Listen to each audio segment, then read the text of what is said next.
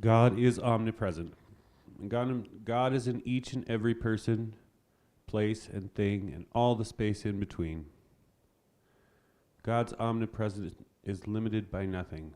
Everywhere in the entire universe, God is. God is in each and every heart, present here at this moment, and every heart around the world. God is omnipotent. God is the very power that moves the planets, the stars, the hearts that beat the blood in every person. I am here in this omnipresence, in this omnipotence, knowing and trusting that each and every person present is aware, is here, is open to receive, and is ready to take this information, this love, this gathering out into the world and help make that world a better place, a place that works for everyone. I am knowing and trusting that each and every person here is blessed, from the people handing out papers to the people that brought us this music to this wonderful Reverend Cordova-Breen that's going to be giving us a talk, and that this blessing will spread outward into the universe. I am knowing and trusting that each and every person will take exactly what they needed to hear and bring it into the world around them. I am so grateful for these truths. I am so grateful for this absolute amazing presence that is God in each and every one of us, and for these truths, and I release my word into the perfect action and order of the law, knowing it to be whole, complete, and true, knowing it to already be in motion. And let us together anchor these words by saying together, and so it is.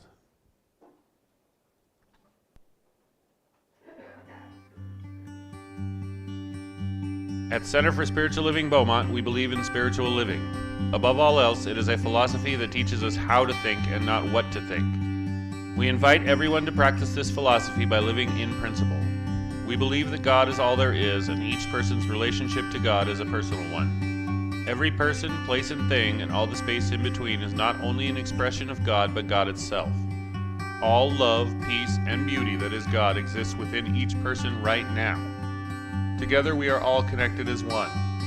Our faith allows us to apply this philosophy to our lives in every moment of every day. As we live in love, we see love revealed and flowing through the world around us. We act as citizens of this spiritual community at all times. This is how we think. We believe in God, we believe in ourselves, and we believe in you, because we believe in spiritual living. We are the Center for Spiritual Living Beaumont.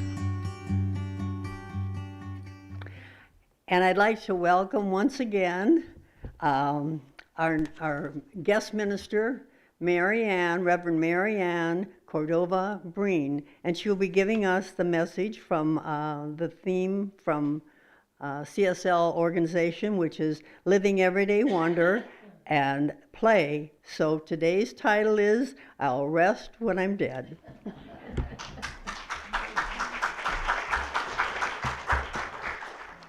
Well, hello everyone. I'm going to move some of this. Hello to everyone here and for those of you who are joining us on Zoom. I did not, as we were talking earlier, pick this title. When I first talked to the committee, they said, oh, we'd like you to follow the global themes. And then I looked it up. I'll rest when I'm dead. So today, although there's so much going on in the world around us that is really playing on our heart, we're going to talk about ourselves, because you cannot pour from an empty cup, right? So we need to fill ourselves in order to give, in order to be that peace that we talked about in meditation. So with that, we'll go into our talk, I'll Rest When I'm Dead. And the reason I would never have picked this is because it really applies. It never fails. You teach what you need to learn. I grew up in a very, what they call type A family. 2 parents, 12 kids, everybody competing for respect and acceptance by what you do, right? So we, it was, work first, play hard, and rest when you're dead. Because there's a lot to do, right? If you look around, there's an abundance of things to do. And so much, it's all there. Yes, we were a good Catholic family, so we went to church every Sunday. We prayed every night, and during the month of May, we said the rosary together every night. So we did have that balance. It's sort of the balance of a balanced meal, right? Eat your proteins, minimize your carbs, and eat veggies when you have to. So that was sort of our balanced meal. There's a story of a little girl, and she asked her mom, "Mom, where do we come from?" And Mom gave her the Adam and Eve story. Then she went to Dad and said, "Dad, where do we come from?" And he said, "Well, we evolved from monkeys." And so she went back to Mom and said, "I don't understand. You said Adam and Eve. Dad says monkeys. What's the truth?" And she says, "They're both the truth. The monkeys, that's his side of the family." So while, as a kid growing up, there were families that I saw played a lot together and had a good time. But that was them, and this is what we did.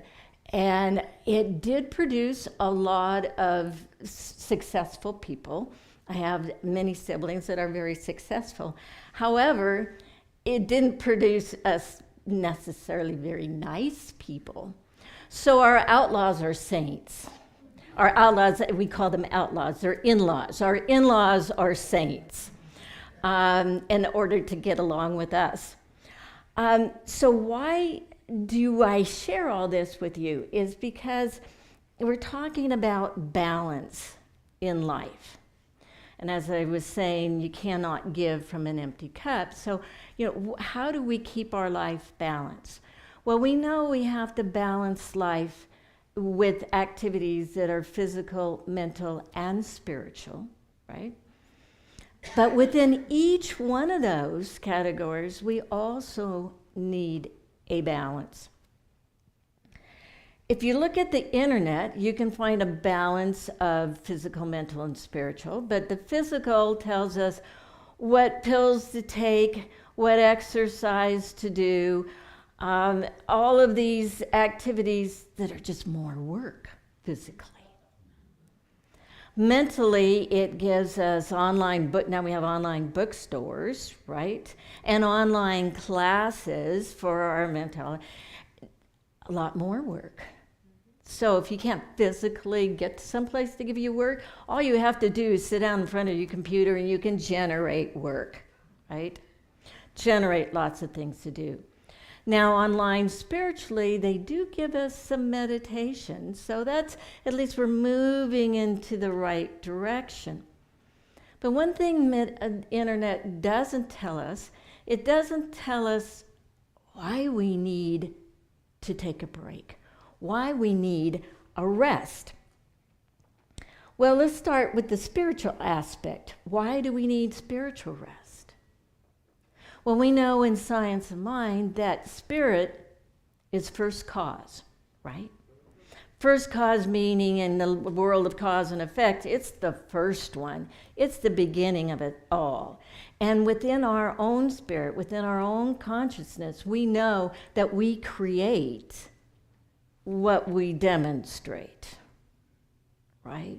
So our spirit is our first cause in our life. And so we'll talk about what spiritual work is versus spiritual rest. So let's just look a little bit about what that looks like. So if you ask a busy person, do you meditate? Have you ever asked a really busy person, and someone who's maybe not experienced science mind, do you meditate? You get something like, well, shoot, I don't know, or what do you believe? Right? Because we know our consciousness is what you believe. So if you ask someone who's running around doing their thing and what do you believe? Well, shoot, I don't know what I believe. I believe I got to get this done and I got to do that and then do this. And well, do you meditate? Meditate or you can? I don't have time to sit around and contemplate my navel. I tried it a couple times, But, I sat there and all I did was get these thoughts about my to-do list, what I need to do. So I stopped that and got up and got things done. Sound balanced? Not exactly. So, and if you go on, it's like sinking in quicksand. Have you ever got that feeling that, there is so much to do, things are just, and they're not cooperating, and you feel like you're sinking in quicksand? Yeah, okay, I've been there. So what does the internet tell you to do when you're sinking? What's the easiest way to get out of quicksand? Get someone to help you. Right? Pull you out. And what do we call that in religious science? We call that calling your practitioner or your minister to help you out of that mess. Now, what if you were on your own in quicksand? What does it tell you to do? Take a deep breath, because it creates buoyancy, right? Relax yourself as much as possible. And then move relaxed and slowly, and if at all possible, move backwards. Yes, backwards, because of the dynamics of the quicksand.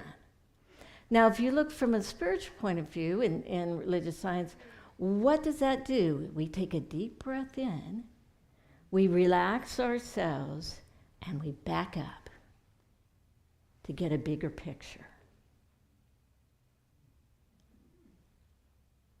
So they're very similar if you take that a spiritual backup and look around. We also, on the internet, there are tips on how to recognize quicksand before you step in it. Like, seeing the ripples in it, because it's actually sand and water. And so the water actually has a current or some movement. It looks like sand, but there's movement in it.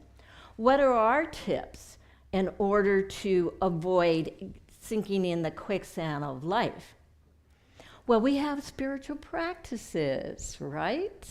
We have things called intentional manifestation. And that's a big, long term. And what does it mean? It just means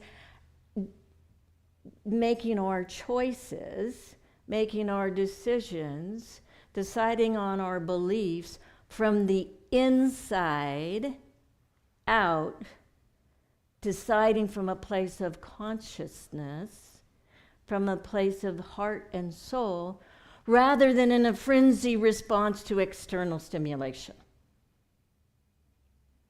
So that's called intentional manifestation. Another thing we have is what they call practicing the presence. And what does that big term mean? All it means is being aware. Being aware of God within you and God within everyone around you and every situation around you, and knowing that we are all one in the same God. Finding that connection. When we do that, we don't find ourselves in the chaos and confusion of life. Another thing that it tells us to do is meditation. And why do we meditate? That busy person said, I'm not going there. A couple of weeks ago, I visited my oldest son in Phoenix, and we were talking, and he said, I don't think people like to meditate, because when you first start to meditate, you're alone with your own thoughts.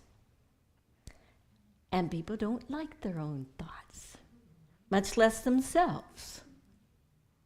Wow, you're probably right there, because that's when we first settle down. Often those thoughts of our own, the regular thoughts about the world and ourselves and our self-judgment, and we judge everything in our life, from the length of our fingernails, to the color of our hair and whether it's frizzy today or not. We just, every second of the day, we're in judgment. And so we sit in quiet and we start to think of these things. And so I thought, what if, when we go to meditate, instead of sitting down quietly, trying to quiet our thoughts, which they don't quiet easily. What if we instead said, my intention to sit here is to just sit in the unconditional love of God, regardless of my own thoughts, because I know that I am loved regardless of every stupid little thought that I have, every critical thought, every self-deprecating thought, every judgment of somebody else, every unworthy thought. God loves me anyways. So what if I just choose to go into the feeling of being surrounded by love, being held by love regardless? Very shortly, all of those other thoughts go away because we know God doesn't care, so why should I? And that way we can get into that quiet, into that just sitting. And that's really all meditation is getting our mind off of that which stresses us. So let's try that with a meditation. Our bodies need rest, right? We need sleep, we need food, and we give ourselves. Now, you may not remember what you had for dinner last night, but if you didn't have dinner, you'd be feeling it, right? You may not remember a single dream, but if you didn't get any REM sleep, you would be feeling it. So we know we have to nourish our bodies in those ways. We typically nourish our mind and give our mind a break by play. A lot of times it's sports, and a lot of people are doing sports now. When I was in my 20s, rising up in my career, when you rise in a career, there's a lot of anxiety.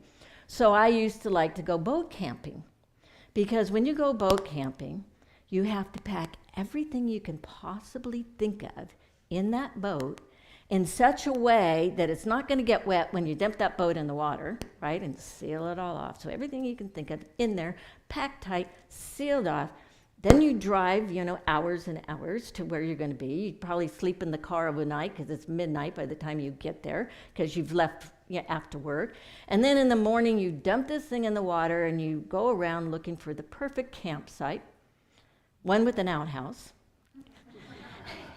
And if you're lucky, a table, but you can bring a table too, but the outhouse is important. And blocked off enough from the wind, so that you're not crashing. And then once you find your spot, then you have to get that anchor down close enough to the shore that the boat's not hitting the water, but that deep enough that the boat doesn't hit the sand, but close enough that you can carry everything that you put in it out of it onto the land. So your mind doesn't have much time at all to think about an irate client or a ridiculous boss. So you're totally separated. That's meditation. That's a mental break, right? So, and the more stressed you are, the more you have to strive at that break. These days, I don't have nearly as much anxiety, so a trip around the lake on a paddleboard is just fine. You can watch the ripples in the water. So rest is simply taking a break from anything that creates anxiety or stress. So Sri Ravi Shankar, in the book Celebrating Silence, says, activity and rest are two vital aspects of life. To find a balance in them is a skill in itself. Wisdom is knowing when to have rest and when to have activity, and how much of each to have. Finding them in each other, activity and rest and activity, is the ultimate freedom. So take a moment. Sit back and think about what causes you stress. Got that in your mind? What causes you stress? Okay. What do you do to take yourself away from that. Does everybody have something? Or are we searching? What do I do to take myself away? Can't remember. I do this last month. Is the balance there to take yourself away? So McDonald's, you might remember the commercial. It used to have a commercial and it would say, "You deserve a break today" at McDonald's, right? Remember that one? That slogan always bothered me. Not because McDonald's just doesn't seem like a very quiet, stress relieving place to me, but because of the word deserve. Do you deserve a break today? The truth is, you don't have to deserve a break. It is part of your inheritance as a human being. It's a natural necessity of life. You do not have to earn the break. Growing up, I felt I had to earn the break. Work first, work hard enough, then play hard as fast as you can so you can get back to work. So we know we need balance, and we know physically we need sleep and we need exercise. Mentally we need to play, and spiritually, what do we do spiritually? Take a class? No. Taking classes are spiritual work, which we should all do. Meditation or contemplation is a way we take a break spiritually. Now, once in a while on Sundays, it's a spiritual break because you just get fed. And sometimes it's a challenge and it's work. So sometimes Sundays, sometimes not. But just getting quiet. Last night, somebody mentioned, well, is golfing, a meditation? Yeah, golfing can be a meditation. If you are focused on that golf swing and you're watching the ball and you're paying attention to the hole and looking at the trees and the blades of grass and the wind, right, to see where the ball's going to go, because it's taking you away from the stress. However, if you're playing with a couple of guys and you're competing for who does the best, that's not a spiritual break. That is not meditation. We're back to the competition world. So it depends. Weeding in the garden can be a meditation unless you're angry about having to weed. So many activities can be that break depending on what's going on up here about the activity. They used to say, be mindful, when you wash the dishes, think about the soap suds and whatever. That one doesn't work for me. Washing dishes is not, something I enjoy, no matter how many suds it creates. So you have to pick your own. Pick something that takes you away from stress, something that lets you relax in the moment. If the bubbles and the suds do it for you, that's wonderful. If weeding it does, wonderful. So pick that thing for you, and it will be unique for you. Ernest Holmes, in the book Spiritual Awareness, writes, "Spiritual experience comes in the stillness of the soul, when the outer voice is quiet. It is a quickening of inner being to an eternal reality. Resting spiritually is going to the first cause within. It is simply listening to that inner voice. It is in this resting state that our spirit is healed, fed, and rejuvenated." So we know that we need to get this rest. We know that we need to fill our cup, and it is our choice. We had the 2 songs earlier, one said, I give my permission to be all that I am, and I give myself permission to play. The choice is always ours. The choice of balance. And it's unique to each one of us, which is why it's ours. Now, if you don't take your breaks, everybody around you knows, right?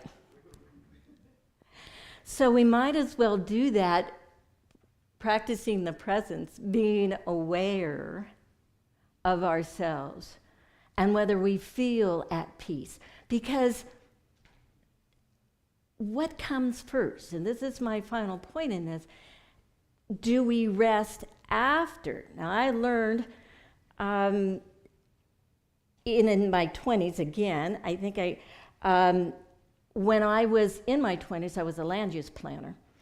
And in land use planning, you have a weekly meeting with the planners, the engineers, public health, fire department, all the different cities department. You all get together in this little room to evaluate projects that developers submit. And in those days, most of those people were men. And then there was me. And so we'd go into this room, and they'd spend the first 20 minutes talking about the game from the night before. I didn't get this. Guys, we have work to do, is what I'm thinking. And they could not move on without spending at least 20 minutes talking about the game. The night before, the week before, had to be some game. I now understand. This was an important part of getting relaxed enough with each other, finding a commonality, a spiritual connection with each other before they began to work. They needed to connect. So this same lesson applies to the rest of our life. Do we eat after work? If you get up in the morning and you say, well, I didn't actually sleep last night and I don't have time for breakfast, I'll take care of that tonight. How's your day going to look? Bad. Yeah, bad. So we know physically that we have to nourish ourselves before we set out for the day. Same thing mentally. If we have not shut down for the evening, if our, racing through the night, we were up all night thinking about what to do, how's our day go? Not well. Spiritually, do we pray in the morning? Do we have that quiet moment in the morning before we begin our day?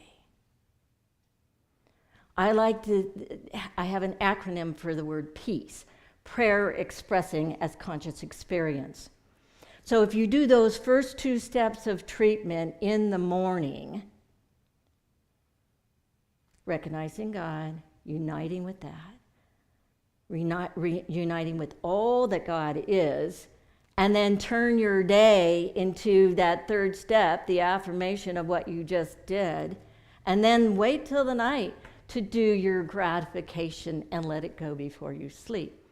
So we need to do that first part in the morning. We need our spiritual feeding before we start our day, and often before any physical, mental, emotional task.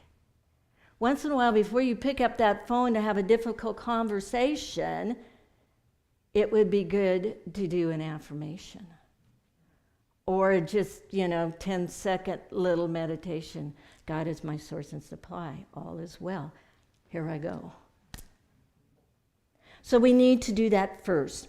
So your challenge this week is to watch how much of your week is in work, in all 3 of those categories, and how much is in play, break, meditation, in each category. Where do you give yourself that feeding, that nourishment, that relaxation?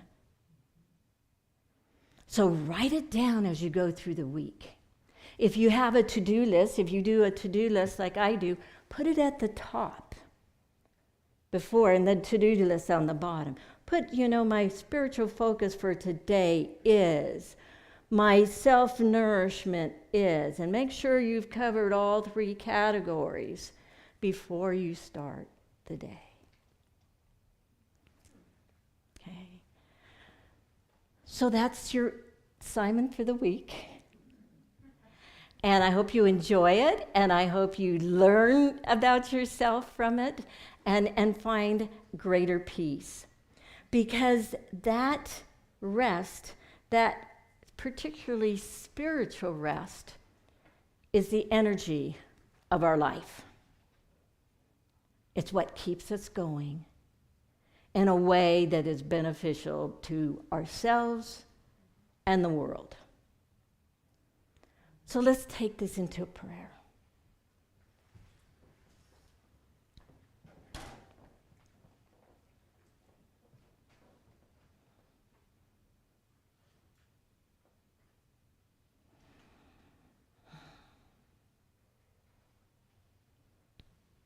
We take this moment of silence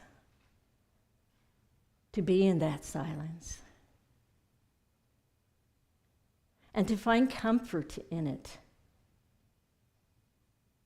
To know that this silence comes with a feeling of unconditional love. There is no doubt, there is no judgment, there is only love.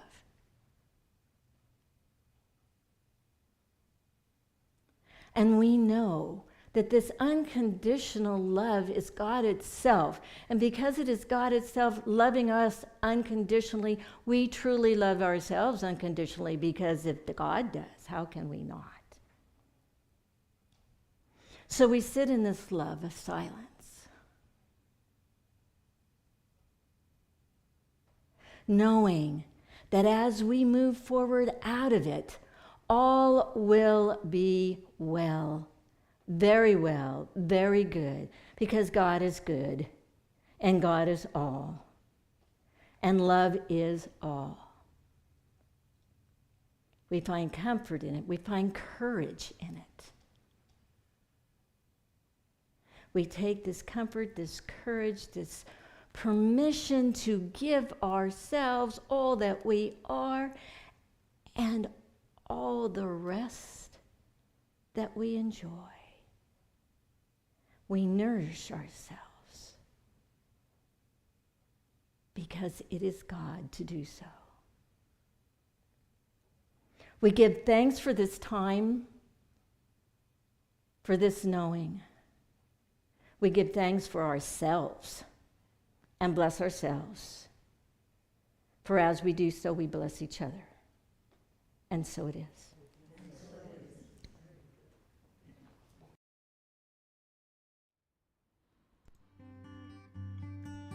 Thank you for joining us for our Sunday service. Please remember to like, comment, and share this video on Facebook, YouTube, and any other social media you are a member of. To donate to CSL Beaumont, you can text GIVE to 951-420-6909, or you can visit our website at cslbeaumont.org and click the donate button at the top or bottom of the page. You can also mail your donation to CSL Beaumont, 802 Maple Avenue, Beaumont, California, 92223. Have a blessed day, and namaste.